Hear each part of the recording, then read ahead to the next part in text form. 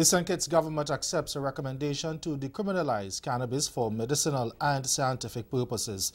And in sport, West Indies lose the opening ODI of the 5-match series against England. I'm Ricardo Roberts, and this is Caribbean in 10 for Thursday, February 21, 2019. I'll be back with the details after the break.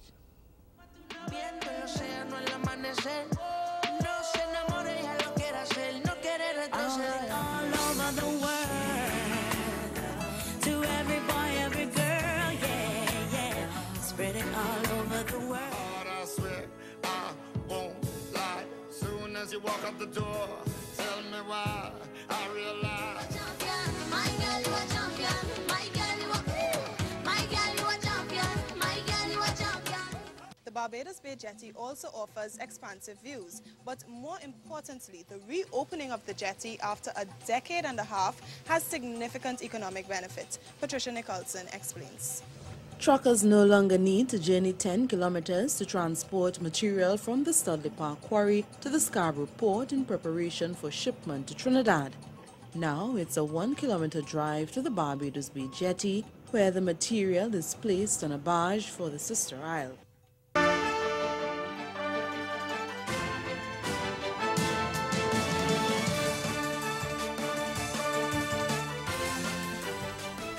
The St. Kitts Nevis government says it will consider creating the framework for the use of marijuana for medicinal purposes after a national commission submitted a number of recommendations on the use of the drug in the Twin Island Federation. Prime Minister Dr. Timothy Harris told Parliament yesterday that the National Marijuana Commission, which was appointed to consult with the public and inquire into the wide-ranging issues surrounding marijuana use, issued 13 recommendations for consideration, and he said Cabinet has accepted them. Harris told lawmakers that the Commission recommended that the use of cannabis and its derivatives for medicinal and scientific purposes be permitted under license and a strict legislative regime. It said that regime should include the establishment of a medicinal licensing authority to regulate importation, local cultivation and production, a requirement that medical practitioners and herbalists complete a requisite amount of continuous medical education hours on cannabis. Now, Cabinet has also agreed with the recommendations that the penalty for possession of less than 15 grams of cannabis and growth of less than 5 plants per household be reduced to a ticketable offense without a criminal record, and that the court be allowed to expunge the criminal records of persons convicted in the past of possession of cannabis in less than 15 grams. In Guyana now, there has been a delay in the hearing of the application for a stay of the implementation of the no-confidence motion passed against the government. It's been caused by mistakes in the appeal filed by Attorney General Basil Williams. More in this report from Newsroom Guyana. The Attorney General on February 5, 2019 filed the appeal to the High Court ruling on the application by Christopher Ram, in which the Chief Justice ruled that the Cabinet was immediately disbanded on the passage of the no-confidence motion on the night of December 21st. The appeal by the Attorney General was accompanied by a sworn summons in which he is seeking an order to stay the effect of the Chief Justice's ruling and a conservatory order to preserve the status quo, where the Cabinet, President and Government remain in office until the matter is finally determined. However, the appeal was defective because the opposition leader Bara Jagdeo was not properly named as a respondent in the appeal.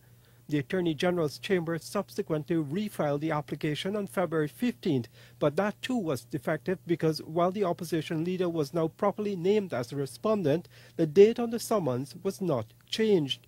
As a result, Justice Rishi Prasad informed the Attorney General that he needed to make the necessary correction and have a new summons resworn before he could entertain the matter and set a date by which he could accept submissions and make a ruling.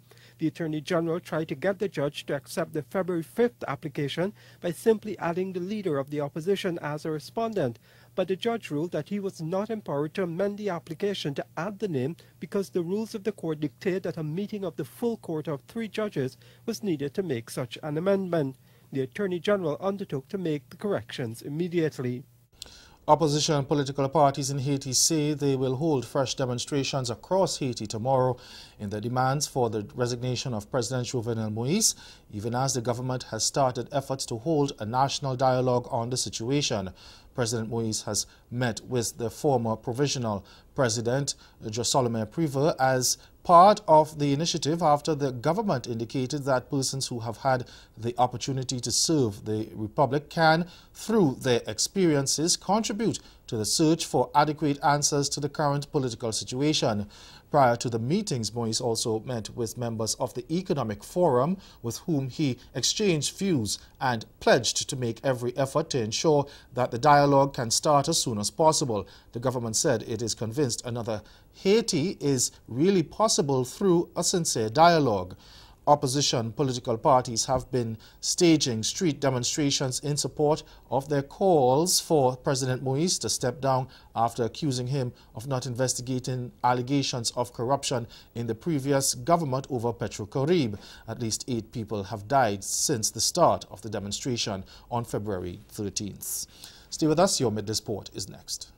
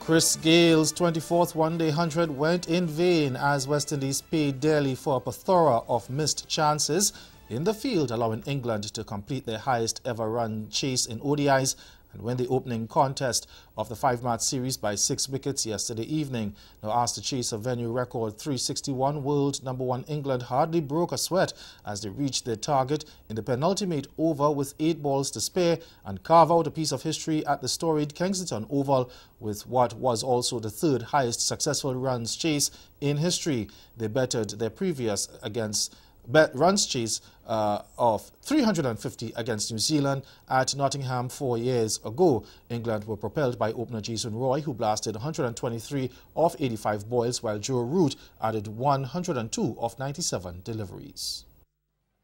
Excellent combination for England. That's a towering 6 from the captain.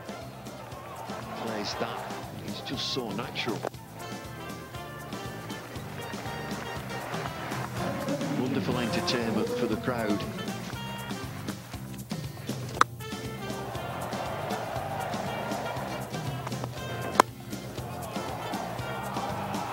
Morgan slapped it eventually to Jason Holder. Ben Stokes came in, looked belligerent.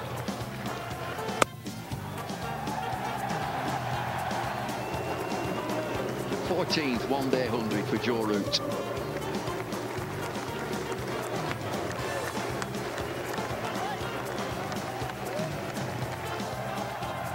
England needed 1 to win. Joe Root and Pooran out on the boundary. Was it a high ball? No, it wasn't. And Josh Butler finished things off. 5-match series. And that's Caribbean in 10. Join us again at 6:30 for Caribbean Newsline. Good afternoon.